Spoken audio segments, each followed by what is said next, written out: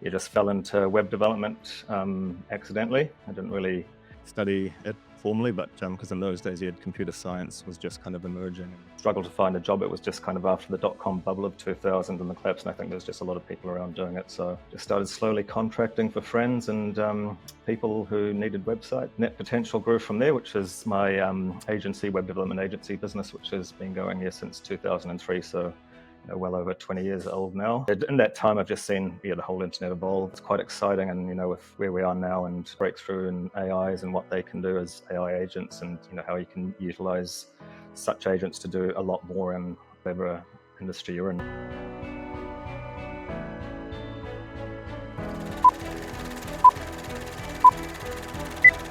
Anyway, thanks for coming on the pod. No worries. Yeah. Really appreciate it. I'm super excited to hear about your journey and kind of how the arc of that has gone, and some stuff that you're working on now. So in a sense, could you give us a TLDR of kind of what you're working on and what got you here? Yeah, sure. So just a quick history. After graduating university way back in like 1999 now, I just went to UK, did my OE. I was born in Wales, so I've got a British passport, so I could stay there as long as I want, and just fell into web development accidentally. I didn't really study it formally, but because in those days you had computer science was just kind of emerging, and we did some computer science papers in my BSc, and when I went over there, I just fell into web development, started just data entry into a database for jobs. Actually, it was Hayes. So I've been working with recruitment businesses for a while, and when I came back, just started up contracting. Selling websites. So I struggled to find a job. It was just kind of after the dot-com bubble of 2000 and the collapse, and I think there's just a lot of people around doing it. So just started slowly contracting for friends and people who needed websites, and Net Potential grew from there, which is my agency, web development agency business, which has been going here since 2003. So well over 20 years old now. And that was a web development business, but we did mainly custom code and custom sites, not really the WordPress or Shopify sites. But in that time, I've just seen the whole internet evolve, and it's quite exciting. And with where we are now and breakthrough in AIs and what they can do as AI agents, and how you can utilize such agents to do a lot more in whatever industry you're in, really. But it's particularly good for the web space and the e-commerce space and the digital marketing space, because you can automate so much, and if I understand the business correctly and the business processes, then you can achieve a lot with that. So it's been quite a experience seeing how it's grown over the last couple of decades. Do you think that's going to change the trajectory and the direction of your business now going forward? It has already. So I've pivoted from custom web development, because the issue there is you're selling time, and quite often large complex projects can blow out a lot. So there's a lot of free work loss sometimes, free time lost. So now I'm moving from that into more of the digital marketing and websites that work business. So it's like, actual lead generation websites. It's not just building custom website apps for people. It's like developing systemized processes that we can repeat for clients that we work with. Right, that makes sense. Yeah, cool. And that, I guess, hence the connection to Go High Level then at the moment. Yeah, exactly. And the nature of that architecture and the open source nature of it, and how you can do a lot with it. You can basically, if you understand the business problems and have the, skill set to map things together, then you can do quite a lot with it. And we're doing quite complex workflows and API calls and parsing data and code and giving results back. So we can really push. I guess that's what I really love about it, is having that technical background. And I like that technical side of it, what you can do inside the workflows, and pushing that to the boundary. But then you're learning and just understanding from what I've learned over the couple of decades working in the space, how everything's not quite matching together across, marketing and social media and ad spend and tracking and sales funnels. And it's just trying to really put a central hub and dashboard around all that and automate as much as we can, and basically empower the sales teams that we for the clients that we work with. How many clients have you got? Only a couple at growth spurt, but yeah, net potential's got, we're hundreds over the years of different sizes. So it's really looking at which ones of those we can kind of help in this new model. Pollinate and Yeah. basically bring them across to that business. Yeah, very much. Just literally launching growth spurt now, which is the rebrand or the new, I guess, subsidiary of net potential. So Right. yeah, looking at how I can utilize all the experience and context and grow businesses from past clients or new ones that we work with. Totally. Cool. That's really exciting. And I think that it's probably the right move, especially keeping it somewhat separated as well. I think that's quite a nice touch because it is different, and it's definitely going to be far different in 5 years. Yes. Like completely different. Exactly, yeah. We were actually just talking about it previously in the last episode I did. Yeah, I was talking about how the kind of net cost of time is going to zero. So everyone has to rethink now everything almost, and that you can't really get away with owning, with working for time for much longer. You have to own equity, Yes. so that you can actually get income appreciation, equity growth, net worth growth through inflation, even though we're in a deflationary time because work is being deflated and workloads. Yeah. So you kind of almost can't get away from, you have to own something now. Yeah. It's so important to own what you put into, so that's why being a business owner is so important, and arguably much more important now. And then I would say then the second is and I just talked about it, but it's fine. There'll be some delay in the episode releases, but talking about relationships then are the second kind of key part of the process, where the relationships you have are going to be what dictate your exactly. You need to have very close, almost intimate relationships with your customers. Know what they want, who they are, and how and when they want to use your services, and just look after them for as much of that lifetime value, where you can just keep adding value. And you make a good point about time, because there's so many people who can automate things now and do things quicker and faster than ever. So if you're using traditional models to sell time, and you're not using models where you can do things 5 times 10 times as quick as you used to, then you're going to get left behind quickly. Totally. Yep. That's going to be something that every business is going to have to plan for now. Yeah, exactly. So with web development, anyone can spin up a Shopify site within hours now, and a lot of people don't know how to do that, but they can hire people quite cheaply that can do that for them, and get a really good high quality e-commerce site within days, not months, like if we were to custom build that. So that's why I couldn't really keep selling that, because I was like, this is not what you should do. You should be going and doing this and MVPing it and starting without spending much, and then once you validate the business and you're making money, then you can iterate on that, and you've got a good platform. So it's kind of irresponsible to sell people $50,000 custom built e-commerce sites when they can spin it up in Shopify quite quickly and learn and adapt quickly to the market. Yeah, I guess it's like it goes quite similarly to traditional wealth management and selling financial products these days. Of under the hood, a lot of it's kind of passive investing, but potentially sometimes sold as a custom piece of work. Like you say, at some point you go, well, the genie is out of the bottle in a sense, and what are we doing here, and how do we actually add value to justify the fees we're paying, or how do we adjust the business so that we can still also be a viable business? Because I think that the tension is when you've got a very established business and then everything changes overnight, because you're entrenched with, in a technical world it would be technical debt, but it's like technical business debt, I guess. How do you not cannibalize the thing that's keeping you alive, but also not get left in dust? Exactly. And it all comes down to making sure you're adding value, because traditionally you were adding value. You have to spend all that time to build all those customizations, but you can ask AI to do something for you, and especially with the coding AIs, they can do a great job really quickly. And structured languages. So and just basically offer services where you can consult with clients who don't know how to do that, and add value and make sure they're getting the most value and not getting something that isn't going to meet their needs in the next few years. Because when people are reinvesting with systems and processes, they expect them to work over a few years. So yeah, you've got to make sure that you're on a platform that can keep evolving and is getting innovated as well. And how does one keep a team motivated in an environment where Yeah. the very people in your organization in some regard are being disrupted?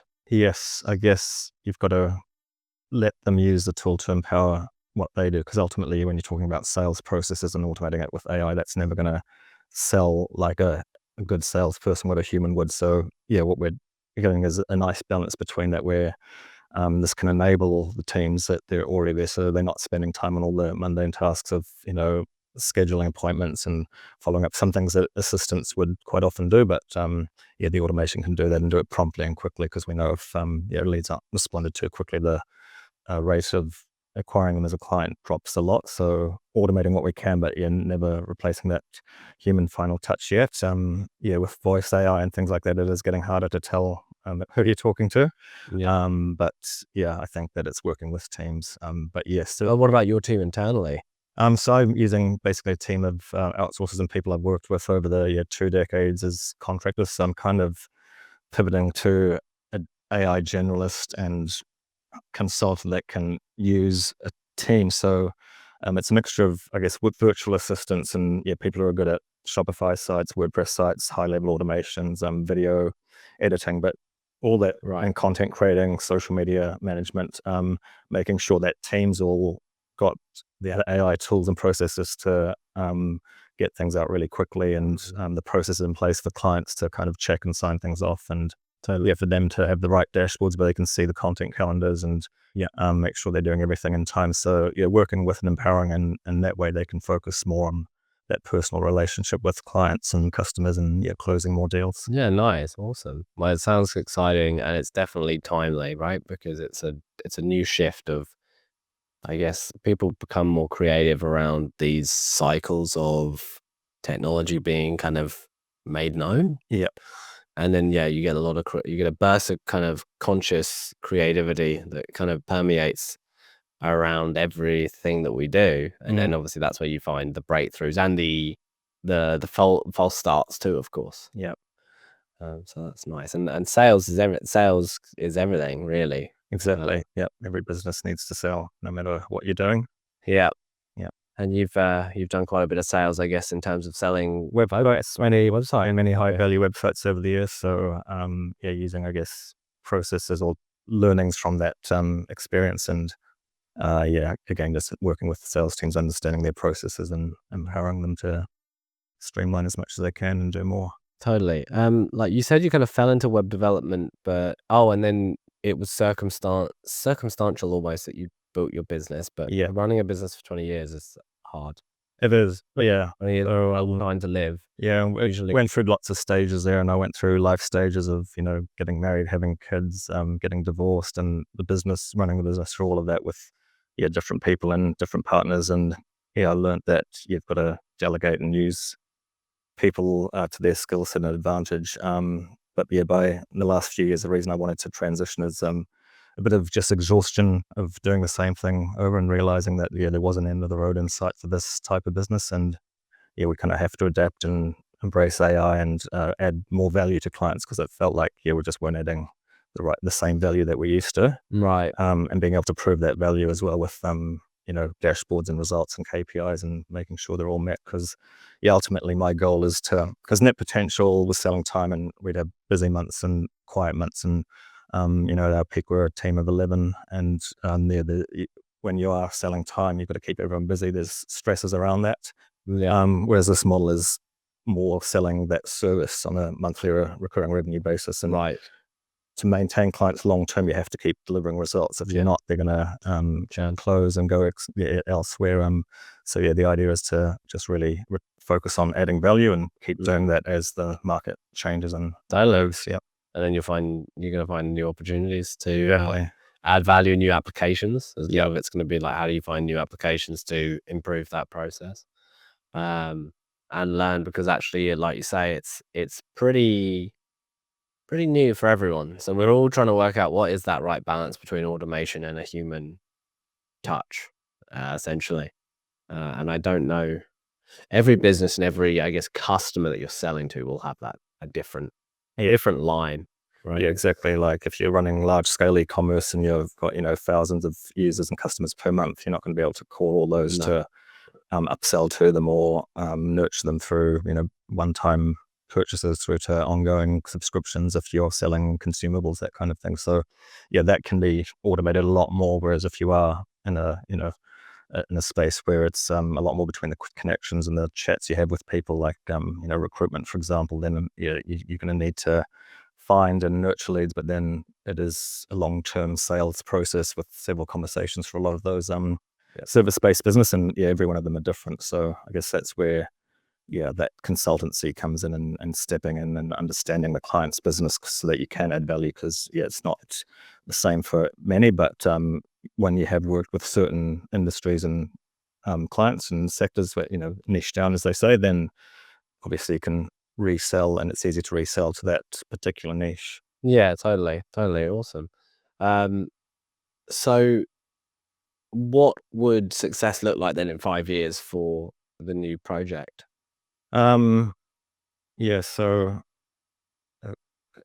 it's so hard to answer, but looking at what's happened just in the last few months in the AI space and what it can do, I guess success would be understanding what you need as a business and how to prompt that into the AI agents that are going to deliver quality results. Understanding what agent's the best for what particular task, and having good almost product managers they don't need to necessarily know how to code, but if they understand the logic of the business processes and can train the agents to build apps to do that, then I think that's success for projects in the future. And we could see that, like later this year, like, there's some amazing things you can do with coding tools and actually deploy all without, running servers and managing databases and things like that. There's a lot of services out there for that now. Yeah. Yeah, it's going to be interesting to see. I mean, how close to the rails you get in terms of, using AWS versus more and more agentic services are running all the cloud infrastructure for you. Even if you look at deployment services now as well, there's so many services now that are one or two steps removed from AWS or Azure, but running on them most likely. And add take away margin, I guess, or are more expensive. And I guess what the agents as well, like my experience with agents is, at which point, and I think that's where the relationship side comes in, is at which point is it valuable enough for you to use a put together service versus going straight to the model, and how over time, because I would observe that the developer tools are being built at the forefront of all of the base level models, right? So OpenAI have been very focused on developer tools from the word go. And that makes sense because they need users to actually train and help them actually continue to progress their models. But that kind of creates this tension between people building on the models and the actual underlying model kind of creating more and more of that value natively.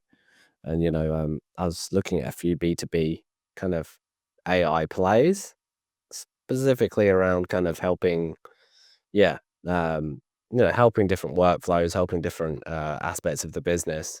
And like, how do they protect themselves from being disrupted or disintermediated out of it? Because after 6 months of being in a service, you go, oh, well, I know everything I need to do in order to deliver this at 20% of the cost. Straight from OpenAI's API. You're right. People are going to get more aware and smarter about how things work and how things are delivered, and being able to, I guess, mark up the value so much when it is easy to automate and do things yourself and just hire a small team to come in and do that transformation for you. It'll be interesting to watch that. But I think they'll need some good consultants to go in and work and make sure. Consultancy is going to be more and more about delivery now. Exactly. Because delivery is so much closer. Whereas before, delivery was exactly. So a consultant who, I guess positions them as an AI generalist in the digital project space or, tech app development space. They can do everything without a team now. So that's the disruptive game change that we're going to see is, like it's going to just go exponential, and there'll be apps for everything that people spin up quickly. And I guess the ones that add value and can retain users and do Survive. something to, they're the ones that are going to survive. But it'll guess it's going to be like, anyone will be able to build apps and put them in the app store, and you don't want to. Obviously, it's the quality ones. There's so much noise in there, and Totally. so it'll be an interesting space to watch. Totally. Yeah, it's gonna be an interesting decade. And when the AIs can kind of train themselves and retrain themselves, and that's going to be quite a game changer again. Yeah, I don't think it's pretty hard to forecast and comprehend what the actual intended and unintended consequences are of that eventuation, right? It's like, I don't think it's probably not worth trying to work the consequences out, right? Because you just don't know. Probably, yes. Going back to the wealth generation and value, things are moving so quick that yes, you're right. People could start doing things themselves, and social media marketing agencies and ad management agencies will really have to change their game, or everyone will be doing it internally with automation and AI agents and good resources to self-manage that themselves and learn at a pace that we just hadn't seen before. Yeah, totally. So you have kids now. Yeah. So what are your thoughts on intergenerational wealth and trying to provide your kids the best platform for success? I guess it's leading by example, showing them that you have to work hard if you want to achieve good results in life, and installing a good mindset for them. It's nice to be able to provide them, with a inheritance, or if you have a few investment properties and you can leave one for each kid and some money, that's obviously good, but they're not going to survive very long if they can't fend for themselves as well. So you don't want to, I guess, raise privileged children that just expect everything for them, and just feel that don't have the mindset that you got to work for results and money. So that would be, I guess, a sign of intergenerational wealth, is passing that ability on to them to work for themselves and not get lost. And that's the other scary thing about AI, this matrix of social media and content driven by bots, and just lose your mind in those VR, and you'll be into the matrix pretty soon. So try to keep them out of that, I guess, is also a good sign of success. One, how do you instill a path, like a career path for kids now? We don't know what they'll be doing. There'll be new jobs, and the jobs that they might want to do now might be replaced with automations. So and there is something about just being able to live off the land as well. So go live in the forest, have your own veggie patch, go fishing. Like, there's nothing wrong with it. I think it's living the life that you want, and there's no metric around financial wealth for what you deem as success in life. Yeah, for sure. So I guess you just want to get them to be happy and be self-confident and be able to achieve the things that they want. Bit of resilience and a bit of adaptability. Exactly. Adaptability is key. Have you got any of them using AI yet? A little bit. They're playing with Bolt, which you can just tell what you want to do and it will build apps for you. So I think that I've heard of Bolt. Yeah. How old are they? 10, 12, and 14. Yeah, cool. See, the 10-year-old was making a game the other day. Oh yeah. It's just a general knowledge game, but there's APIs that have questions and answers and just multi-choice. And I said, and he's Googling the answers. And I said, look, you want it to be limited to select, so just tell it to add a 10-second timer so that you have to think for yourself and answer within 10 seconds so you don't have time to go Googling. And he did that, and just every iteration, it just keeps doing things for you. So I wanted to push it to see what I could do with it, and built an app over a weekend that would have taken many months back in the day. Right.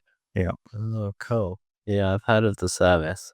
I haven't really played too much with it, but several of the people in our team have talked about it a bit. Yeah. So I think I'll never leave that development side behind, because I do like it, and I like what I can do with tools like that. So it's, I guess, becoming that generalist that can do the coding, understand the business logic, understand the tools that can knit all this together for our clients, and Yeah.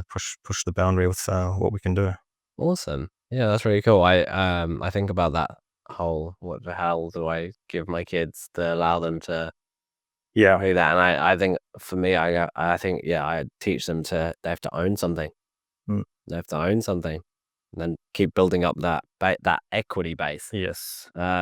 And probably, you know, we've kind of had a bit of an era of side hustles and multi revenue generating environment, especially post COVID, where the individual is less fragile to disruption in their income, because often people have two sources of Yeah. income or something like that. And I think that's actually net positive for the individual.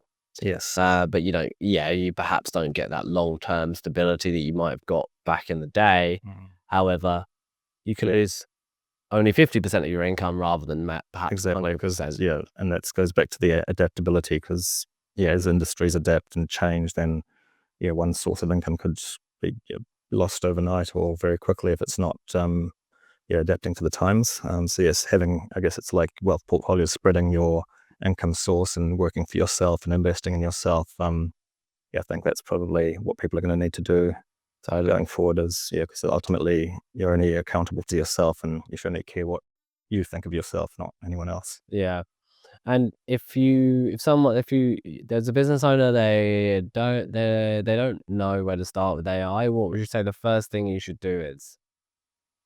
There's a ton of resources on YouTube, so I guess it depends if you want to have a consultancy meeting with someone like me to help and dig that out of you. But learn, and get a consultant if that's going to extrapolate your learning curve, because I've spent many months on all sorts of people's YouTube channels and learning this and that, and it's just changing so quickly. So if you're not immersed in it, then it's difficult to understand how all the tools, or what all the tools that are available for your business. So maybe hire a consultant to make that easier for you and get a lot of information in a short time, and then you can decide what components of that you think could work for your business. But basically, adapt or die, because if you're not doing it, then your competitors will be pretty soon.